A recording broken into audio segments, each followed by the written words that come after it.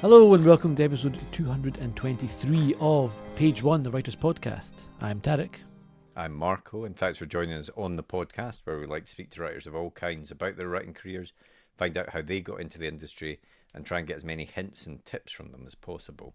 And we've got a huge back catalogue of guests. There's 222 episodes before this one, with some brilliant authors, screenwriters, video game writers. So please do go and check those out if you haven't already. We also have, via our Patreon, which I'm about to tell you about, we also have drafting notes episodes, which is just me and Tarek talking about one aspect of the writing process or something that is bugging us that week.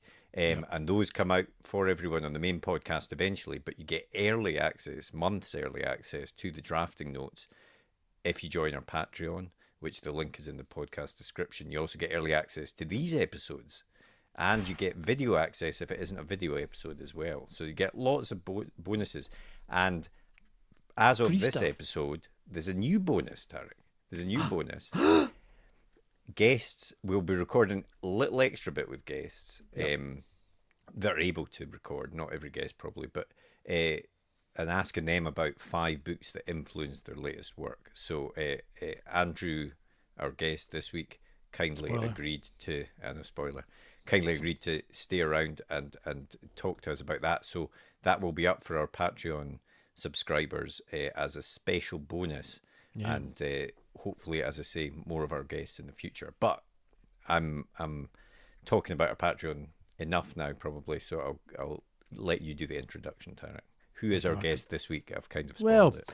Our guest this week, his first name is Andrew, as you know, and his middle name is Hunter, and his last name is Murray. We chatted with Andrew Hunter Murray, Andy to his friends, Mr. Hunter Murray to us, I think it was. He came on.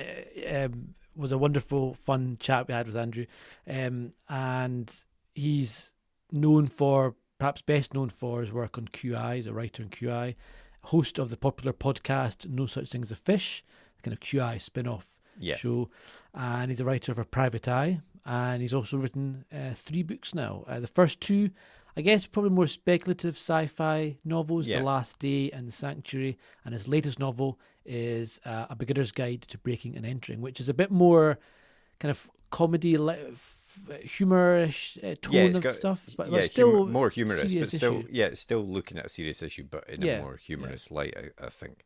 And actually, it's interesting. Going back to the 5 books thing that he's recorded for our Patreon, you'll see that sci-fi was quite a big influence, obviously, on him as a writer. Point, actually, So that's obviously why he started out writing that stuff. But it's a really, really fun chat. He's a lovely guy and just really interesting. There's a couple of analogies that we really try and murder in this episode. But we will get straight into it after a quick advert for our writer's notebook if you're listening to us. But if you're watching us, you don't even need to go through that advert. Incredible. So there's a bonus. Value. And we'll be back at the end of the podcast with a bit more chat and to let you know about next week's guest. But for now, on with the podcast.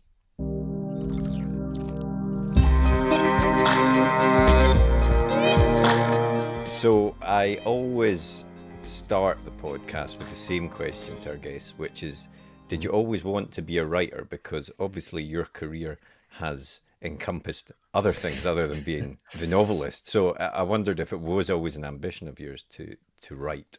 Yeah, it was. And it obviously sounds mad when you say, oh, yes, I always wanted to be a writer. But, like, what, when you were 5, did you really? You didn't want to be an astronaut like a normal boy?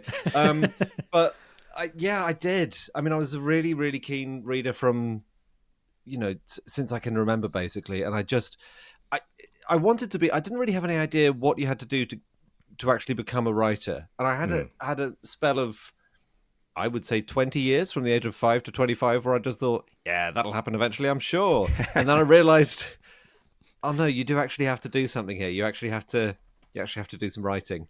The bar to entry of calling yourself a writer is low, but it's not like it is there. And the bar is whether you're writing or not, basically. Yeah. So I mean, I went to university. I studied English at university, like classic wannabe writer move. And then I got a job at QI, the TV show, and I was kind of writing on QI, but it's a very specific kind of writing. Yeah. You know, it's not creative in a classic sense. You're trying to come up with well-written notes and interesting, funny, stimulating questions for the show, but no one wants to hear your plot line on QI. Yes. So, so I had this job. I also work at Private Eye magazine, which is it's kind of satirical, investigative journalism magazine, and there I was writing some jokes, and that's a little bit more creative, but the same kind of thing applies. So I took a long time getting around to realizing, right, time to get on with it. And maybe that was a good thing. I certainly hadn't had very much life experience that was interesting. And you do read about people who came out of the gates at 21 with an incredible novel. Yeah, I know. We all hate those people. Yeah, we hate those people. And, there's this sort of... and it's quite interesting looking back at, when you do look at people's early efforts, like Philip Larkin, before he was Philip Larkin, he wrote 2 novels, which are kind of campus novels from Oxford, and they're kind of fine. Well, they are fine. I mean, obviously he's Philip Larkin; they're really good. But they're you can tell they're kind of early efforts, and that he's working on defining the things that are going to, to make him great. And so it is great that we have those novels from people, but more as an exercise in seeing how people develop into, becoming themselves as writers. If that sounds a bit pretentious, but you know what I mean. Yeah. Yeah, there's no way to talk about all of this without at times sounding a bit pretentious. But it's true though. It does take time to find your voice, or however you want to describe it. But during that time, I mean, I want to ask you about working for QI and things like that. But during that time, when you were sort of focusing on that side of things, were you writing fiction at that time, or were you just solely focused on the job at that point? Mostly I was focused on the job. I did, I wrote little bits here and there throughout student years and post-student years, and they were all very formless, There was no plan of... Because obviously it's a weird thing, isn't it, writing? There's no route, really. There are certain things that it's really useful to do along the way, like writing a lot, and... eventually, if you've written a huge amount and you think you've got a really good idea for something, maybe you might go and talk to an agent and say, look, this is the idea, and, all of that. But there isn't really a proper route. So I was just kind of scribbling in notebooks a great deal. This is a great idea for a short story. Sometimes I'd even write the short story. But it's all, it's very larval. It's very... You're the very hungry caterpillar, but you're still in pages 1 to 10. We're just having a very, very busy week of eating. And in fact, it's more important as a writer to do the reading, then that'll change what a beautiful butterfly you eventually become. Like, don't become a butterfly on day 1, right? Eat the sausage, eat the 5 tomatoes, eat the ice cream cone. That's all going in there. And then once you enter the chrysalis, there'll be a richer soup in there for it. I've never viewed that book in such a metaphorical sense before. No, we can really take that analogy further. Yeah. Because am I right in saying that you say you kind of dabbled in short stories and stuff a little bit, and is that how you got an agent in the end? Was it through your short stories that you signed with someone? Yeah, it was. Yeah. I had a kind of comedy agent who didn't know what to do with me, because I kept saying, got these 2 jobs, really happy with them, and she was saying, well, do you have a TV script? And I'd say, nope, I'm just really, really busy at QI and Private Eye, sorry. So really, like, model client. She was great, but we are no longer working together. But when I was 24, I did enter this kind of manic phase of writing loads and loads and loads of short stories, and they were very influenced by Douglas Adams and Terry Pratchett and all the great, sort of comic, slightly fantastical, slightly sci-fi-ish writers that I read as growing up. And I wrote about 40 of these things, I think. And wow. I've got a friend who's another author, and she's one of the only authors I knew at the time. And I said, I've written these things, and she said, these are really good. Why don't you go and why don't you talk to my agent, who's a guy called Peter Strauss at a firm called Rogers College and White. He's brilliant, and so I was, very nervous to do that because that's the point at which it starts to become real. Yeah. Like it's fine when you're just I've written another short story, and maybe you share it to family or friends, or if they're really unlucky, you'll read it out to them. And but actual professional feedback from someone who's in the industry and has signed more novelists than you've had hot dinners, that's terrifying. But he was very encouraging, and he said, yeah, these are all right. He's very measured the way he speaks, Peter. He said, these are okay. Maybe, do you have an idea for a novel? And I didn't. And then I went away until I had an idea for a novel. And then I got in touch with him and told him the idea. And he said, yeah, sounds good. I'd write that if I were you. And then went away for another year, wrote that novel. Like that's the process. And it's great. Again, just to continue the caterpillar time, you can spend as long in the chrysalis as you like. It really doesn't matter. With that whatever the first thing is that you're writing, whether it's a script or short stories or whether it's a novel, you have time to think and form it. And if all goes well and you get an agent or a publisher and then it gets published, they'll want more, but you have the luxury of time with that first thing, so you can really choose how you want it to be, which is great. Don't disregard that. No, I think that's true, because I think that's right. Once you have that, once you've broken out of the chrysalis, you are the butterfly. You have the. I know. We'll see how long. We've got to keep this going. going. Exactly. Is the butterfly? Is that publication? Is that when you're an author? Is that when you come out and you show yourself to the world? I think it is. And people say, "Wow, what beautiful wings!" Or they say, "Oh yes, I've seen a dozen of these this week. They're very boring." That's right. With like one leg or something. Yeah. But once that's happened, though, you don't have that luxury of time generally, because you're suddenly under contract pressure for another book, or you can take. And we've had so many guests on that have taken, 2, 3, 5 years to write that first book or whatever. Yeah. And then after that, they're suddenly expected to deliver one every year or something like that. So it suddenly becomes a very different sort of pressure at that point. And the same thing happens with comedy shows, for example. So I know you guys are broadcasting from Edinburgh. You see people who do their first hour show at Edinburgh. And it's terrific, and it's the combination of 10 years of hard work and gigging and writing and throwing away and all of that.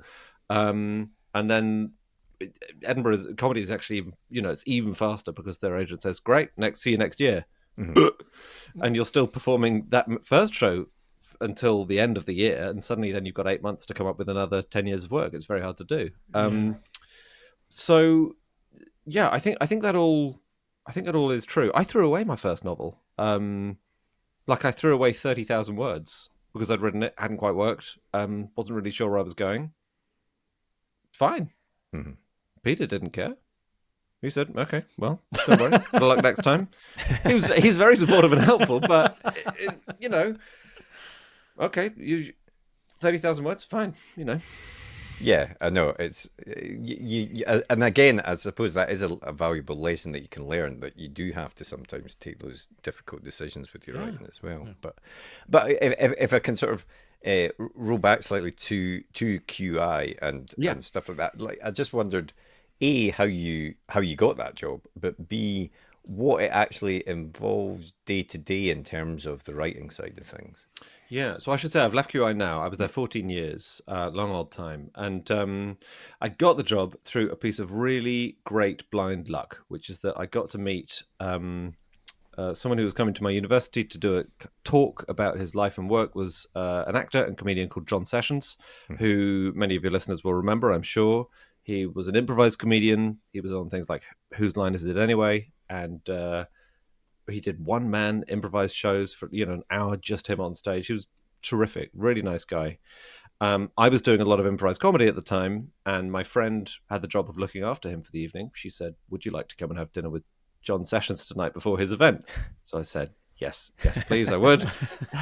What a hero of the scene. And if I'd been busy that night, or if I'd not been a fan of John Sessions, or if my friend had not thought to oh yeah, I'll ring up Andy. That might maybe they'd like to meet. My career would have gone a completely different way. I might well have ended up doing similar things, but I have no idea. And anyway, so I met John. He was a really nice guy. We got along really well, and he fairly quickly divined that I didn't really have much of a clue what I was going to do after uni, that I wanted to work in the creative arts in some way, but I wasn't exactly sure how. I wasn't sure how to go about it.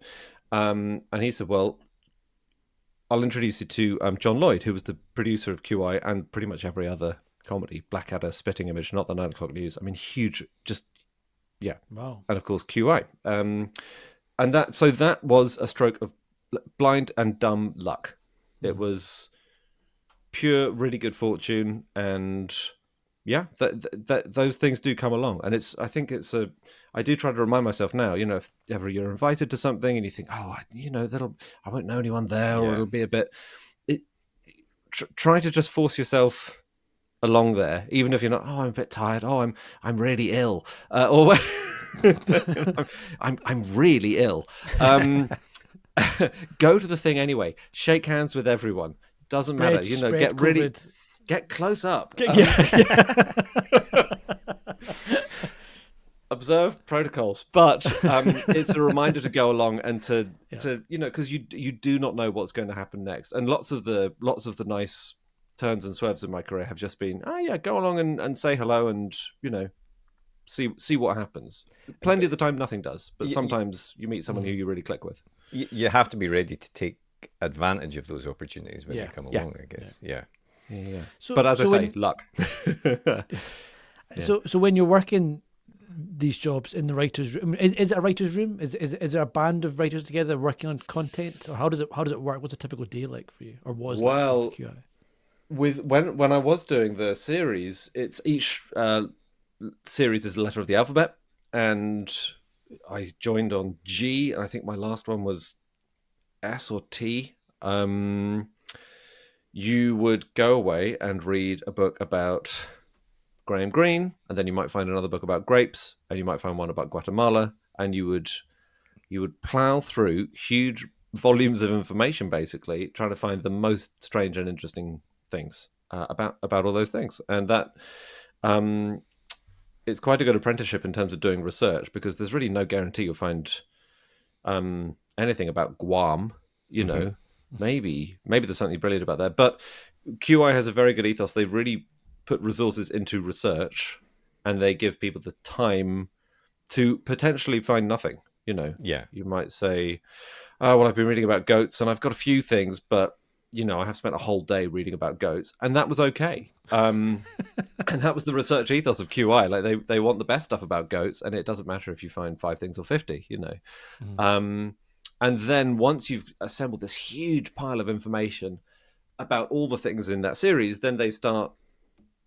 You think, okay, so there's one here about G places, and there's one here. I think we could do a garden-themed show where everything in that begins with G as well. Right. Things start to sift and winnow and filter into place, and before you know it, you've got 16 rough outlines, and then you have the really fun creative meetings where you're talking about what you've found and how you can present that to the comedians. Because our job as the writers of the show is to come up with a question that inspires comedy, and to come up with the facts that will spark more comedy, but behind it. So you're really you're acting always as the kind of straight man to the comedians, because they know how to make things really, really funny. You're trying to give them the best possible stuff to work with in the first place. Yeah.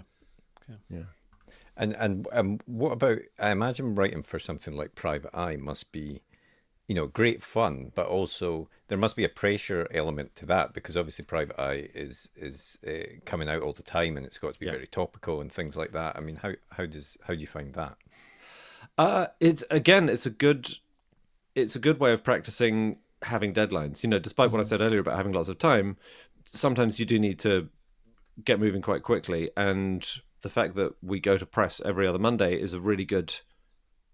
You think, oh, well, shall I toy around with this joke a little bit more? Or no, it needs to be, it needs to be on the page.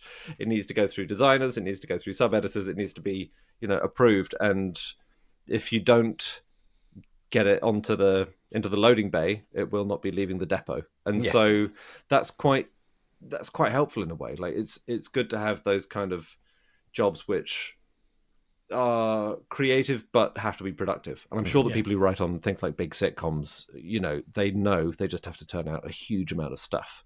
So that was really helpful in ways that I probably didn't realize at the time. And I'm still at the Eye now, still writing jokes and hosting their podcast. Have you ever had something with Private Eye where it's had to go through lawyers or had to be pulled or anything like that? Yeah, I'm not. So there are joke writers, there are journalists. I'm one of the slightly unusual people who's done both things. And I've dialed back the journalism a bit now, and I'm mostly just working on the jokes. But again, for about 14, 15 years, I was writing the journalism too. Now, I'm not one of the amazing investigators. Private Eye has people on the books who are world experts in particular subjects, and they're campaigning journalists, or they're incredible at going through registers of interest. They're incredible at truffling out stories. They're spotting inconsistencies. I was much more on the less kind of heavily investigative side of things. But even then, you'll find someone will come to you with a story and you'll be working on it for like 6 months, and it turns into a short piece in the magazine. I had something last year which involved extensive lawyers' meetings, people threatening to sue, people saying if you don't do this the right way, we will get an injunction, and then the magazine won't be able to be printed. You'll have to pulp an edition, and that obviously is the absolute DEFCON worst nightmare situation you could possibly have. So, and eventually the story did get over the line, and that was immensely satisfying. But yeah, people have, I think, some people have no idea how much work goes into some of those pieces, and it's and the thing about Private Eye is that it writes rude but deserved things about some real scoundrels, and that's really hard work because it turns out they're litigious. And that's right. Yeah, and that the magazine's been through so many lawsuits, all of which Ian, the editor, has lost, as he will be the first to admit. But just the sort of great days of 80s and 90s libel were bad times for the Eye's coffers. But but as he says, the legal situation has changed a bit, but there are still people who are trying to shut things down, suppress stories. Those things keep happening exactly as much as they always did. So it's it gives you a real appreciation of what those people do, who do that week in, week out. Yeah, absolutely. And I wanted to kind of ask about your novel writing. And The Last Day obviously was your first book that you put out, and I think I read you said the idea came to you when you were out walking and you kind of had this image in your head of the Earth with its rotation stopped, half in light, half in dark. And I wondered, was that because I know you've just said that you had attempted a book, or at least one book previously before The Last Day. So, did you know then that this was the idea that you needed, that this would be something bigger that you would be able to write fully, or did you kind of just not know if it was going to be another successful attempt at that point? No, that was the idea. The one I threw away 30,000 words of was an early version of The Last Day. Oh, I see. This one. Oh, right, got you. So this was the first book you ever tried to write, was The Last Day? Yeah. Right, Okay. And I remember really clearly. I can probably pinpoint the exact place I was standing when people ask, how do you have your ideas? I have nothing to say to them. I don't know. Yeah, no. I don't know. I forget. I've got a really bad memory. And I just have no clue. But there, I actually do remember that's the one time I really, really clearly remember. I was standing there. The idea occurs to me. Earth sliced right in two, half in light, as you say, half in dark. Right, go home and start writing, work out what would happen, build the world first of all. So I did a load of world building, months and months and months of that, and then started writing. Yeah, but that was the first novel that kind of occurred to me. And you described it there a bit, but I imagine that your background in the research for QI and things like that has helped in your novel writing and that side of things in terms of the research into things like that. Very much, yeah. And I really appreciate it now, because all three novels that I've published so far have you're setting, everything is set in a world of some kind or another. Even if you're writing something that is ostensibly very domestic, normal, you don't think it's anything out of the ordinary. That involves a huge amount of close observation of the world and of human behavior. And my 3 books so far have been a little bit further out there in that, the first 2 are quite. They're quite futuristic. They're sort of sci-fi-ish thrillers, but they're recognizably in our world. And the third one is obviously and the third one is also a thriller, but it's funnier and lighter and has a different tone to it. But all 3 of them have involved lots of subject research, and it's really fun doing that research, like researching money laundering for A Beginner's Guide to Breaking and Entering, and researching people who are kind of semi-professional squatters. All of this stuff is so interesting to do, and the main battle that you then have is one with yourself, because you are the one who decides when you're writing that novel how much of your research to put on the page and how much to remove, and you have to remove a lot because people are looking for fiction. They don't they don't want to read your notes. They want to read the novel that results. And so it's so important. They don't care that you've read a 500-page book. They don't. That's not of interest to them at all. Yeah. Exactly. You can always do sleeve notes in the acknowledgements of, if you're interested in reading more about what happens when a world stops spinning, try these monographs. But it's so that's the job. And with The Last Day, actually, the 30,000 words I chucked was because I had decided to just write the world, and I hadn't set myself the task of a really clearly defined plot, structure, character development. And it was noodling, Yeah. It was, with the greatest respect in the world to this art form, it was jazz. And I needed a 3-minute radio edit. Which I didn't need Charlie Mingus's longest hits, So I had a question about that because you say you have this idea for a book, say it's the world's going to stop spinning or someone's squatter, etc. And then I'm going to dive into the research part of it. So I get the impression that the research part of it is also you planning the book, like the actual storyline comes out of the research. You kind of you let yourself be guided a little bit by what you're reading and the ideas spark what plot might come from that background. Definitely. Yeah, definitely. And often what you're doing is you're combining elements. So with The Last Day, you're combining what would happen to the world's geography, what would happen to its environment, what would happen to ocean currents, what would happen to human behavior, what happens to governments. All of these things have been thought about in various different places about. But obviously, then you're bolting those on, or you're putting them all together into the funnel of a big, high concept sci-fi novel. But the more real you can make it feel when you're writing a world like that, the better. And actually, the same is true of Alex, the main character of A Beginner's Guide to Breaking and Entering. The more you can make him real and make his work feel real, he knows he has all these internal guidelines of how he gets into places and how he lives there undetected and how he escapes when it goes wrong. And you want that because you want it to feel like you're reading a real person. It's really important to do that research and then to wear it lightly. I think that's the difficult part for a lot of people. It is. But so I mean, do you obviously you had this sort of false start of 30,000 words with The Last Day, but do you since then do you like to outline and plan your books then before you actually start writing proper, as it were? I do. I have to. And I think I was so burned on that experience that I won't again. Just see where it goes. Yeah. I very much admire authors who can do that. I don't know how they do it. It seems mystical to me. No, me neither. I don't. No.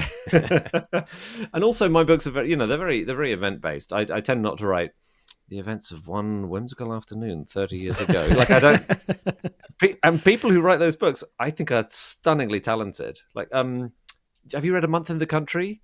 By J.L. Carr. No. It's really short. It's about 150 pages, and it's just a guy after the First World War working in a church, exposing an old They're called doom paintings. It's a sort of a painting that's been painted over. It's an incredibly beautiful medieval thing, and not an enormous amount happens. Really, not much happens, and yet you are gripped as you read this account of this guy working. You slowly start to realize how he was affected by the war. You slowly start to see his personal relationships emerging. I think those books are to make that interesting involves such close observation, and it's such a skill. You know, I may write that book one day, but for now, I often just have two guys walk in holding guns.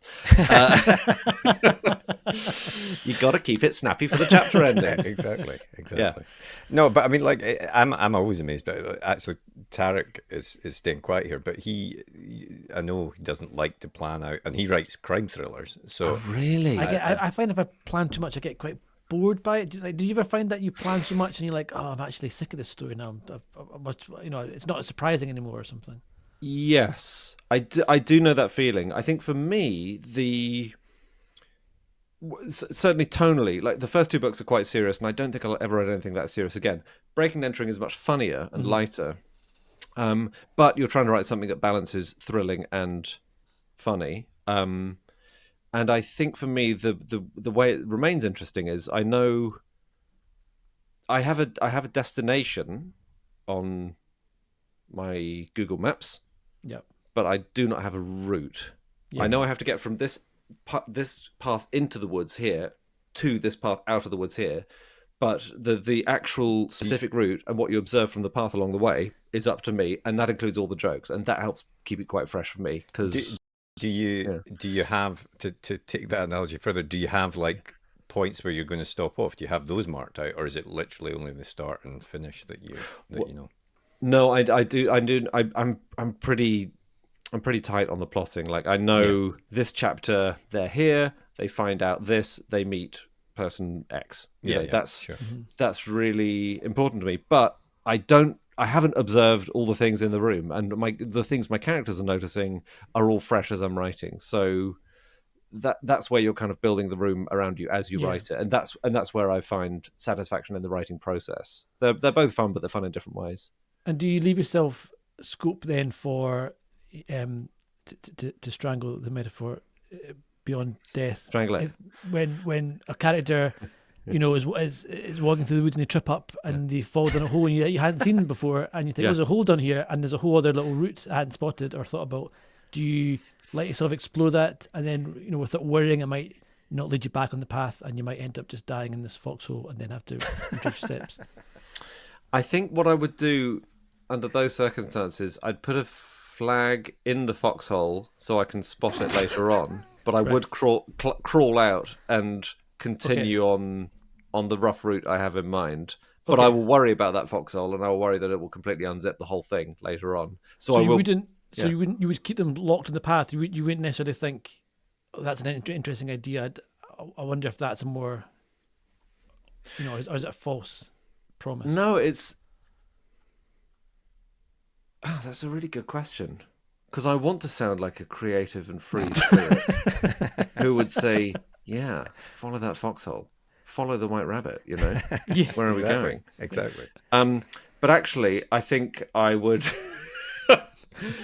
kill and eat the white rabbit and use that as sustenance as I continue to cover over the hole, pretend it wasn't there. What hole? What rabbit? Yeah. Exactly. I bought this. My Alice in Wonderland is very short. Yeah. I think once I've got to that stage, I've done so much planning and plotting that I'll probably keep going through the woods. But I have toyed with like the thing I'm writing at the moment. A big change occurred to me at the last minute, and I ended up incorporating quite a lot of it. Okay. So once I'm in writing mode, though, I'm trying to get 1,000 words a day written for 100 days is roughly what I try to do. Right, okay. So once I'm in that mode, I don't have too much time to go back and replan. Partly because, I've got other day jobs and things. I'm always writing in the mornings before any of my other work begins. So I would be profoundly unsettled, Tarek, by the eventuality you've outlined, and it would mess me up. Gotcha. Yeah. On that sort of day job and fiction writing thing, I mean, do you ever find that difficult to switch from one to the other? And do you feel because some people, I do a sort of technical writing job, and then I want to write, and then I go and write my fiction, and it's sort of a different part of your brain you're using. But at the same time, I know other people that are like, I don't want to do any writing in my real job, my day job, because then I'm ruining myself for my actual writing. I think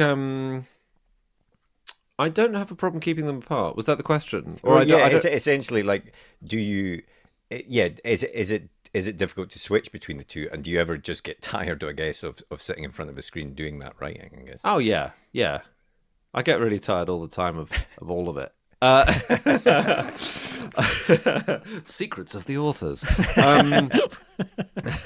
No, I am kind of addicted to doing different things between the different areas of my life, and I really like that. It's almost a compulsion. I haven't really examined it, but I will frequently find myself, right, you've got this thing where you're doing the podcast at QI, No Such Thing as a Fish, and you're doing Private Eye over here, and then you're writing these novels, and I wonder if I could just do something completely different to those three things over here with the time that remains. So I have that a lot. I think they feed into each other quite pleasantly. All of it, if nothing else, is practice in how to write a sentence, which is the ultimate technical building block of what we do. And, all three of us would have written, God knows how many hundreds of thousands of sentences we've written here. They're all, I do believe in technical ability and how a lot of writing actually is just technical. And there are ways to write a sentence that make it funnier, more dramatic. There's no sort of correct answer, obviously, because we're dealing with language, but there are ways of improving your writing to achieve the effects you want to have on the mind of the reader. What we're trying to do is replicate something from our mind to the reader's mind and make it as vivid as possible in their mind. And that might involve lots of extra detail about the room. It might involve lots of extra detail about what the character's feeling. There are so many different routes to what we're doing. But I find that even just the more technical writing jobs involve an element of skill. So yeah, it's good to have that. And also, does it help? I think what a lot of writers, when they start out, they get into this, or they have this idea that I'm not feeling it today, or I'm not feeling it just now. I'll think about it a bit more, and I'll get onto it tomorrow, or at the weekend. I'll be able to focus on it then. Yeah. And you kind of, I think what writing in a day job under a deadline sort of teaches you is, no, you have to. You just have to force yourself to do it sometimes, and that almost build up into a habit, and that applies both to the day job and to the fiction writing side of the thing as well. Yeah, I'm very much turn up, and I mean, it's a little bit. It's not psychotic, but what I do is I have a. No, it's not. Well, let me tell you what I do. You have a dead rabbit. In fact, this is so route one, but I just have a spreadsheet. I know you could buy lots of online tools that do this, and I just have day 1 through to 100, and I have how many words are in the document and how many more is that than yesterday, and that really is just. I'm sure almost every writer has some version of that, and you can take a day off, and it's fine if you're tired and you're really not feeling it. You're really short of time. Take a day off, but it will take a day longer to do the thing. Mm-hmm. That's normally fine, but that's the result. Yeah, and that is fine. It's. You don't have to flog yourself to do this thing unless you're under a really tight deadline or something. And I think also the more that you're writing and the more you're practicing the craft, I'd like to think the quicker you are to get into that mindset or to find the voice or to get back into the swing of it quicker and to write it in a way that's it's closer to the final draft each time you're doing it. You're writing them faster. They're more polished from the get-go as opposed to needing more redrafts. Absolutely. My second book took a lot of redrafting and re-editing and working on, and I had to take out 20,000 words at one point. Like it was a big procedure. Which that was about 1 word in 6. It was 120. It should have been 100 really. But the edits have been getting shorter as they've gone along, and I think now that I've clicked into a slightly different kind of fiction, I'm writing something which is lighter, funny. It's a bit more quote unquote entertaining. The aim is to be gripping all the way through, obviously, but you know what I mean. I have had a much better sense of these are this is what I really, really enjoyed doing. Yeah. Like it's come to me more easily, and it's easier to get into at the start of a writing session. Yeah. Yeah. It's funny how some stories are like that, definitely, that it just is, it does, again, to sound wanky, it flows a bit easier, Yeah. as a writer with some stories than it does with others where you're really fighting it along the way. Yeah. Yeah. It definitely makes a difference. But we've sort of talked around it a lot. You've mentioned it a couple of times, but your latest book, A Beginner's Guide to Breaking and Entering, is out in paperback next month. Do you want to tell us what the premise of that book is? Yes, I do. Look, I'll show it to you here because I've got the first ever paperback they printed. They sent it over to me. Ooh, Beginner's Guide to nice. Breaking and Entering. It's out in paperback on the 22nd of May. And it's about a young guy called Al who lives in lovely, empty second homes when the rightful owners are away. And he's been doing it nearly 10 years. He's youngish. He's in his late 20s. He's very good at it. He very rarely gets in any trouble. He lives in these beautiful places, completely rent-free. It's kind of a fantasy story in that sense, because which of us would not like a skeleton key to the loveliest places in the world? And their useless owners are not even there. And he doesn't steal things. He doesn't smash the place up. Like, he's not violent. He's more cheeky than violent, basically, and he's very good at it. And the story is about what happens when he breaks into the wrong house on the wrong day. Someone ends up dead, and things get progressively more chaotic and worse for him for the next 350 pages. And it's one of those one damn thing after another stories, because he meets some other people who do this kind of thing, and he kind of teams up with them a little bit. And literally, the first home the four of them break into, the resident is in there, is angry, is armed. And then the resident ends up dead through no fault of Al's or his friends.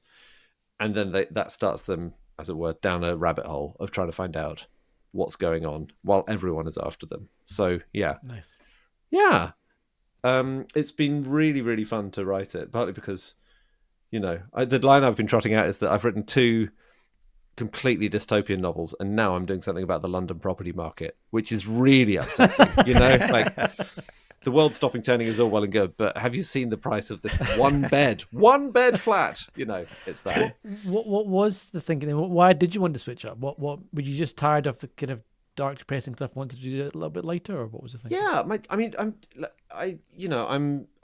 all my books I consider my children, but the first 2 are very serious, and where am I going? You enjoy spending more time with the third one. Yeah. There we go. But that's the thing. I'm really proud of all of them. I'm proud of all my sons and daughters. But after the Sanctuary came out, I'd written it during a pretty gloomy time. I'd written it during COVID, and it is, it's certainly not a utopia, put it that way. And everything else I do in my career, I realised, has some element of levity or comedy or something in there. Private Eye, QI, all of this stuff I'm doing is funny. And sometimes it takes a little while to look at what you've done so far and look at just to sort of get to know yourself a bit better. That sounds insane. I'm 37. I should know myself by now. But... That kind of came to me. I'm going to try and write something a little bit lighter this time, and a little bit more here and now. And the character of Al just kind of arrived, strolled into my head, and rent free, a property pun, and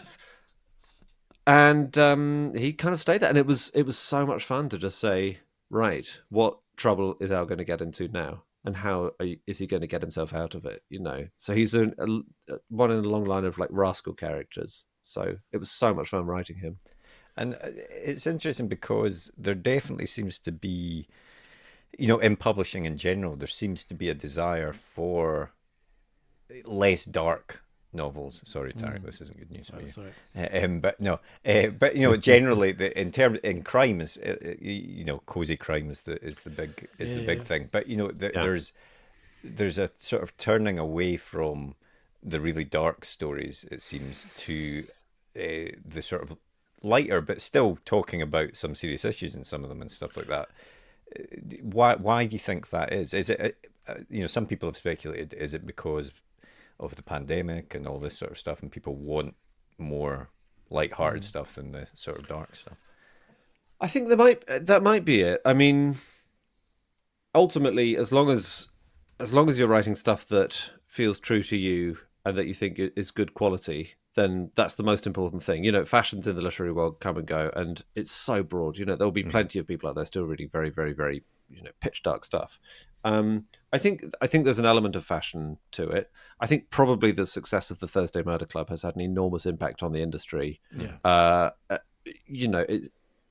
The line of sort of broadcasters who've written crime thrillers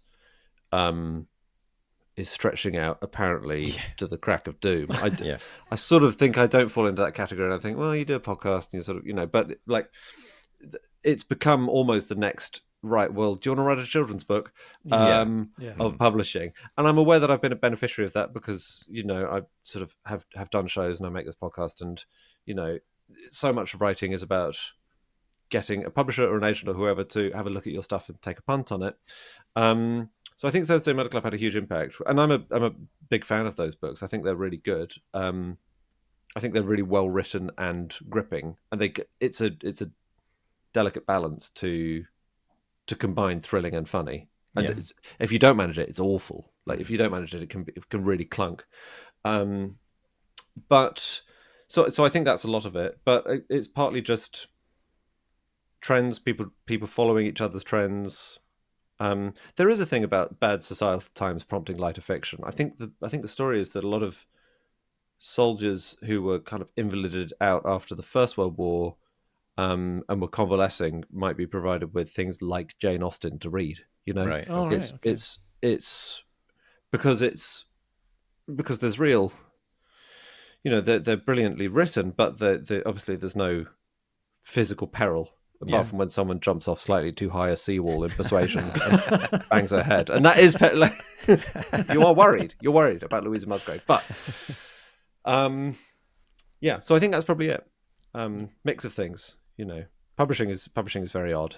It's like a large ocean with lots of currents in it. And it's such a slow moving thing as well. Yeah. From the time, even if you sold a book today, it's probably not going to be out until for a couple of years. Absolutely, and everything could be different again. It's a great example of why you should just write the thing you like and you think you can do really well. And you say that A Beginner's Guide to Breaking and Entering is lighter and funnier, and it definitely is much more lighthearted, I guess, compared to The Last Day and The Sanctuary. But there's a similarity, I think, in all three of your books, which is a kind of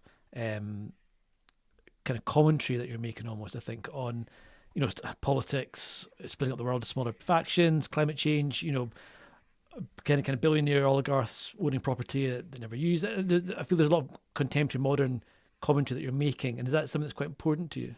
Oh, thank you. Yeah, I mean they're all about something or other. Yeah. So this one is more about property, and it's the phrase I use a lot when I'm writing and thinking about what I write is sugar-coated broccoli, right? Okay. No one wants to read a sermon, Yeah. People want a story and they want something that's brilliantly entertaining, but they want something that's about something as well.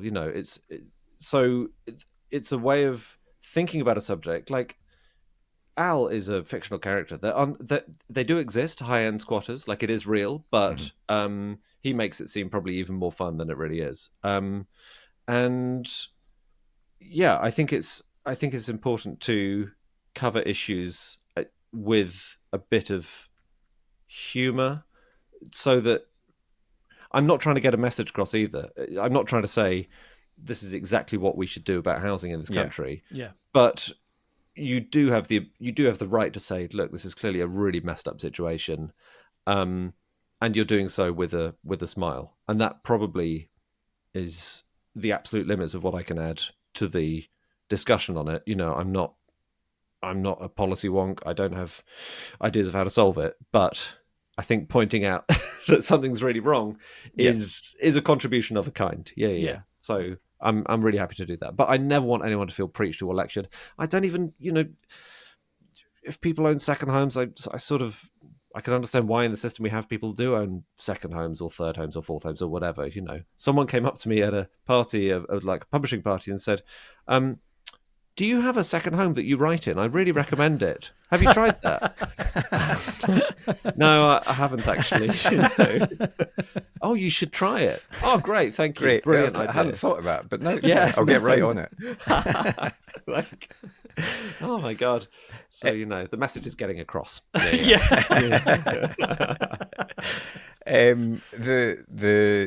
said at the start you had a comedy agent who was asking about TV scripts and you didn't have any. You I think film rights have been sold to your work, but would you ever want to try your hand at screenwriting as well? Yeah, I would. I've written a couple of things for the screen, none of which has got made, and that's fine. It's a completely different kind of writing, you know. And I met someone once who said, "Well, the thing is, actually, no novelists can become screenwriters. It's just too hard. They can't do it." And that That kind of sounds like ground my someone not gears. wanting competition. He was a screenwriter. Yeah. You could I think smell they the already- talent. Yeah. You're scared of it. Don't. Yeah. I think they are so different. They're such different kinds of writing, and I think I'm still too. I enjoy too much having the ability to have a narrator's voice and having a little bit of extra interiority, which you do get when you're writing an omniscient narrator. You know, you can have a lot more fun with it.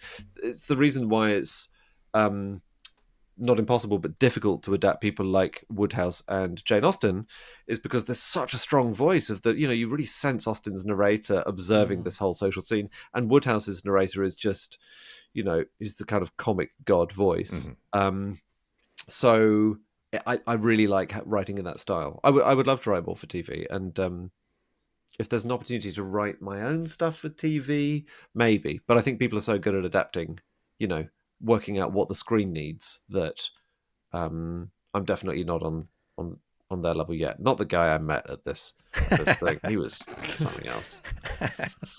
But I do always wonder about adapting your own work, because obviously you know the work better than anyone else, but sometimes I think with adaptation there can be an advantage to a new pair of eyes. You're on not it. so close to it. And you Yeah, can yeah. see the Completely flaws or agree. whatever, yeah. No, the cushions have got to be blue. I would be screaming as they said. Right, we really need the whole third act to be a bit tighter, actually, Andy.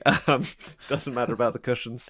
So yeah, I think you're completely right. It's far better to have just another perspective on it, because the screen needs completely different things. I really like being on the occasions when my stuff has been optioned. None of it's made it to the screen yet, but I really like being consulted, and that's really fun. And I've been reading the Slow Horses books recently. If you're fans of those, oh man, they're good. I've And not read them, but I need to. I love the TV show. Yeah.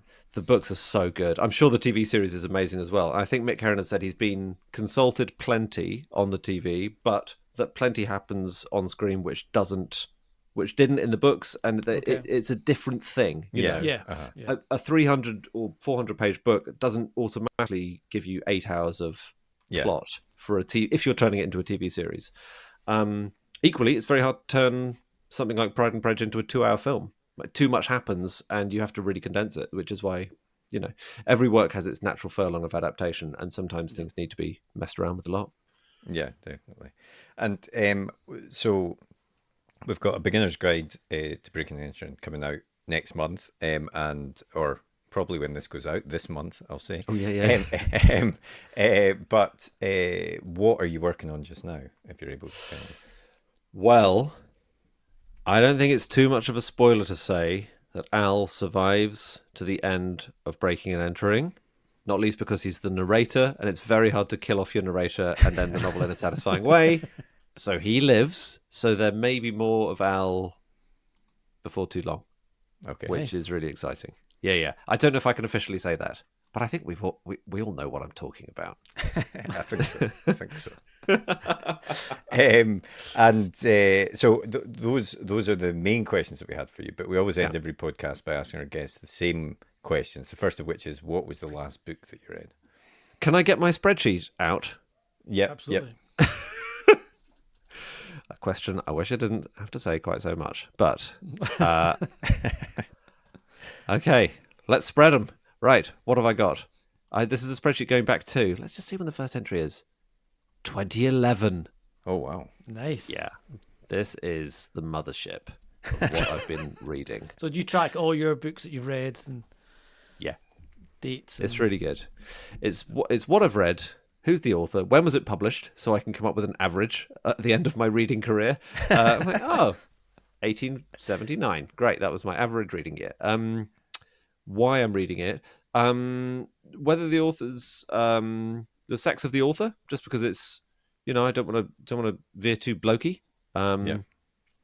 And sometimes I'll write down if there's a key sentence or a first impression I get of it. That's fun to note down too, just so when you look back you get a bit of a sense. So the last book I finished was called Low Flying Aircraft. It's short stories by J.G. Ballard. Oh yeah. Okay. And I've been rereading a book. I'm writing a thing for the Times about Ballard's book High Rise. They have a column called Rereading, and so I thought I'd write about another housing-based book. And pitch that to them, and they like the sound of it. And High Rise is a really weird book. I don't know if you've read it or. I've I've not read it. I've tried watching the film and I got kind of halfway through it and just couldn't click. I couldn't connect with it. Well, that's very true to the book because it's a collection of basically people move into this massive high-rise building and it all goes wrong. But it goes wrong in such a sort of grim, psychopathic way. It's hard to know. It's hard to relate to on a human level. And Ballard is a brilliant writer, but he's very preoccupied with concrete and people being deviant. And I found it a tricky reread. Anyway, the Low Flying Aircraft stories are his short stories, which I thought I'd read a bit more of Ballard's stuff around the edges of it. And it was great. It was really good. They're slightly dystopian as well. They're kind of in a slightly abandoned Europe, and it's a fascinating world to be in. So that was great. You want more? Well, the next question is actually, what was this? Might be another tab in the spreadsheet. What was the last film that you watched? What was the last film that I watched? I actually can't remember. I don't watch many. No, I do remember. It was bang up to the minute. It was 10 Things I Hate About You. Oh, nice. Which I'd never seen before. Oh, really? I'm a big fan of that film. I really It's enjoy it. terrific. Yeah. I was on a plane, and it came up on the menu, and I thought, I've heard good things. Let's try it. Man, it's good. I mean, I've not watched it for years, but I'm glad to hear I've it still not holds seen up. it for years. It stands up. It's so good. Heath Ledger being, brilliant. Paul Rudd being brilliant. Everyone's being brilliant. Is it Paul Rudd? I think it's Paul Rudd. I can't remember. It's just not Joseph Gordon-Levitt. Oh, but Paul Rudd might be in it. It's Gordon-Levitt. I think Rudd might. I mean, Paul Rudd might be in it. I always think of Joseph Gordon. Is Joseph Gordon-Levitt in it? Is he not? He's the wee pal, right? He's the sidekick. Joseph Gordon-Levitt is in it. Yeah. And Paul Rudd's in it. Everyone's Everyone's right. in it. Everyone's It brilliant. is. We're all, yeah. It's stunning. I enjoy Anyway, this film again. I think. It's good. yeah, Good it's cast. for me. It completes the triangle of which the first two sides are Mean Girls and Clueless. I think it's up there. Yeah, Okay, yeah, I can I see think that. that's Yeah. fair, There's why don't we get films like that anymore? We had Booksmart a few years ago, which was tremendous. Yeah, I enjoy Booksmart a lot. Yeah. Yeah, But you're right. You don't really tend to get. I guess with comedy's kind of gone to that kind of super bad type. No, but they don't even make super bad type comedies anymore. Exactly. Oh, that Jennifer Lawrence one. Yeah, but No Hard Feelings. that was the only No Hard was the only- Feelings. No Yeah, Hard yeah. Feelings. For a That was while, really actually. good. Yeah. Yeah, so Yeah. actually, okay, so it's not a totally extinct genre, but it feels like we used to get like 4 or 5 a year Yeah, of those. definitely. Yeah, And now we're yeah, kind it of- really does. Yeah. Yeah. Anyway, 10 Things I Hate About You. If you haven't seen it, I really recommend it. And what about TV shows? What TV shows have you been watching? I am currently watching Series 3 of Reacher. Oh, nice. Okay. Yeah. It's terrific. Yeah.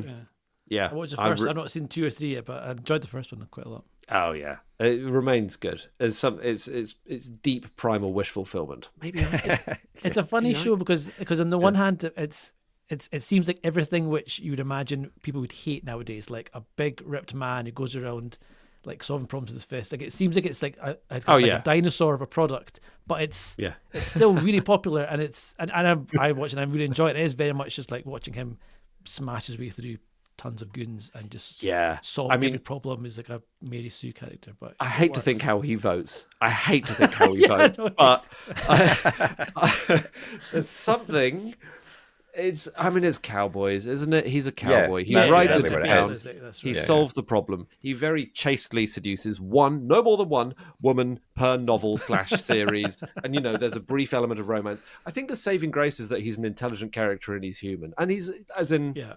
he's a cowboy, but like he's more of the Gary Cooper high noon white hat cowboy. He is solving the problem of this town, which is toiling under a curse, and the Yeah, I curse is suppose crime. that's right. Yeah. And so it's not nihilistic like Judge Dredd. He's human enough, despite being clearly superhuman in many ways. Well, season 3 is great because they managed to find someone who's even bigger than whatever he's called, Alan Richardson. Yeah. They find someone who's about a foot taller than him, and it's I cannot wait for them to have a fight. I'm holding on for that. I mean, that was the pitch for the series, presumably. Just 2 pictures. Yeah, exactly. What if, but bigger? Yeah, exactly. And if I can throw in an extra one, I'm about to start watching the second series of Andor because I've just finished watching the first one, and that's, I think, maybe for my money the best Star Wars thing that we've had since the first 3 films. It's really good. Yeah, I might agree It's with brilliant. that. I mean, actually, I think the reason I think it's so good is that it doesn't really. It's Star Wars, but it almost disassociates itself from Star Wars. Yeah, Skywalker stuff. It could be another sci-fi series. Exactly. Yeah. Yeah. I couldn't agree more. No kind of Skywalker family psychodrama. Yeah. I'm very Oh my tired of god, that this Skywalker this stuff. messy family who just okay, we get it. There are issues here, Although, that said, involved in every single thing. I did also enjoy Skeleton Crew with the Jude Law one because Which I again haven't that had no link to the Skywalkers or anything. It was more like a sort of Goonies but in space kind of thing, and that was quite good fun. So yeah, I would recommend that one. Okay, as well. great. Yeah. I've definitely enjoyed those ones much more than the Mandalorian was good. Obi-Wan I or enjoyed it more when it was its Boba own Fett thing. series and stuff. Yeah.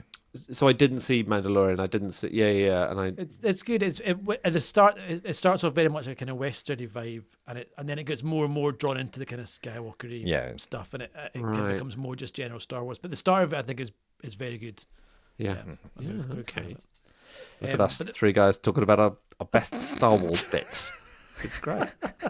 You've suddenly realised what type of podcast you're on. The very, very, very last thing is a super quick fire either or, and there's no right answer here apart from perhaps one at the end. But we'll start off with speculative fiction or crime fiction. What? Because I write both. Yes. You've really screwed me over here, Tarek. I love all my children. Crime. We've had to pick one to not Crime. through all 16. Great. TV or cinema? Cinema. Night owl or early bird? Early bird. Music or no music when you're writing? Ooh, I play the sound of a coffee shop. There's a okay. website called Coffeetivity where you can play the noise of a gentle background hum of a coffee shop, and people are talking, but you can't hear the words. It's immensely helpful. I've not heard of that. Does it give you different coffee shops you can choose from? Yes, there's there's Sleepy Morning, there's Brazilian Lunchtime, which is a bit more like What's Brazilian lunchtime? Is that? it's very up. Like it's people Lots are of about to excited head- chatter. Yeah. People are off to the festival in a bit.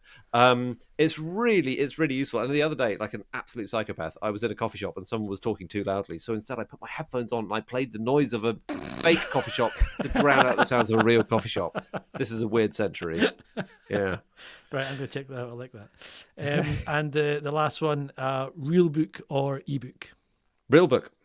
Oh, Ebooks are great, but incorrect they don't answer. insulate the walls of your home, which is you can't stand on an ebook to get to a high shelf. Yeah. You know what? I'm going to accept that as an answer because that is a fair, practical reason to prefer a real book over an ebook. Nothing wrong. As every year, if I go on holiday, as I pack the 7th hardback into my suitcase, I do think, you know what, ebook might be a good choice here. I could bring back more dubious local spirits from wherever I'm going to, but I just can't. I can't kick the habit. I love real books so much. Fair enough. Excellent. Thanks very much, Andy. That was a lot of fun. That was great. Thank fun. you. So, not music or no music when you're listening, but cafe sounds. And I particularly like the sound of that, the Brazilian lunchtime cafe. I have to say, I've not tried it yet. I am going to try it because there's something about it's. I can kind of get it. It's that kind of like babble. It's not silence, and it's nothing that you can like tune into too much if it's a song or something. Right. It's that kind of just enough kind of white noise almost, I suppose. But what was it? He was in a cafe. He didn't like the sound of it, so he turned on his own cafe music. Yeah, exactly. Yeah, I'm gonna check that out. Yeah, no, it's definitely worth trying out because it is. It's just sometimes you just need your brain to get into writing mode. Sometimes. Exactly. Yeah. Sometimes that can do it. That sort of thing. Yeah. I thought it was interesting as well with his first book that he got 30,000 words into it and then realised he had to basically ditch it and start again. Yeah. Which is always a scary thing to do, and I personally, obviously it has to be done sometimes.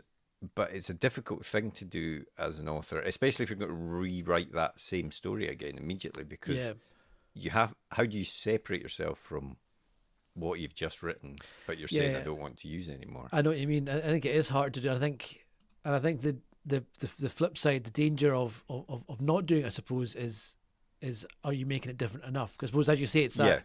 How do you? Because my fear would be if I know it's not working completely and I'm rewriting what I've got, am I just tinkering around the edges as opposed to actually ripping up from the roots and that's planting right. a whole new tree? I mean, that's continuing with the. Do you like that? It's analogies. good, isn't it? I admit that. That was but no, I think that's right. I mean, I think I would be tempted to like put that story to the side almost and try something else and then come back to that when it's not as fresh in your mind. But anyway, obviously, what do I know? It worked out for him. The last day listen, Andrew, here's what you do. Yeah, the last day was very successful. And A Beginner's Guide to Breaking and Entering is out in paperback next week as at the time of this episode being released. So you can pre-order that now and then pick it up.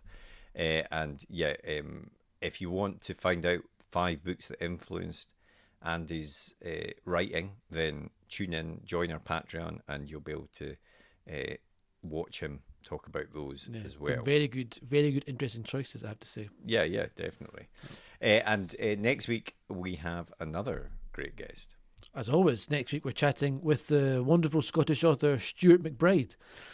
He has written 15, 16 novels, prolific writer now. His Logan McCrae series of novels is probably what he's most famous for. Began with Cold Granite back in 2005, and his newest novel coming out very soon is This House of Burning Bones. And it's a really fun chat we have with him. He chats all about his, getting into the profession, tartan noir, what that phrase really means to him, whether there's such a thing as tartan noir. It's quite interesting. And also how he decides what he's writing. He almost writes a pitch to himself. That's right. To sort of give him the roadmap for what he's wanting to write, which is quite cool. It was an interesting episode because there were technical difficulties. And, Marco says interesting. There's a lot of heavy lifting there, I think. Well, you're not the one that's going to have to edit it. But, there was quite a big delay between us asking a question and Stuart answering. So it will require quite a bit of editing, which I'm not looking forward to. But it will be a good episode. The answers when we got them were good, so it is worth tuning into. It was a very, very good episode, yeah. But if you enjoyed today's episode, please take the time to rate and review us on your favourite podcast app, follow and subscribe and all of that sort of thing if you're on YouTube, because that helps us to continue to get great guests on the podcast. And if you would like to get in touch, just drop us a message on all the usual social media platforms. Just search for @UKPage1 or drop us an email, which is podcast@rightgear.co.uk. Go onto YouTube, watch this video. If you're watching it, drop a little comment, a little like and subscribe there. Anything you want to say to us? Smash the thumbs up button, I think. Smash that thumbs up button. I mean, that's what the kids say, right? Exactly. But otherwise, have a great week and we will speak to you next episode. See you later. Well, we hope you enjoyed that episode. If you did, be sure to hit that thumbs up button and hit the subscribe button so you never miss an episode like these ones down here. And if you want to get in touch, you can do so by finding us on our social media platforms up here, or drop us a comment way down below there. But otherwise, thanks for listening and join us for the next episode. See you later.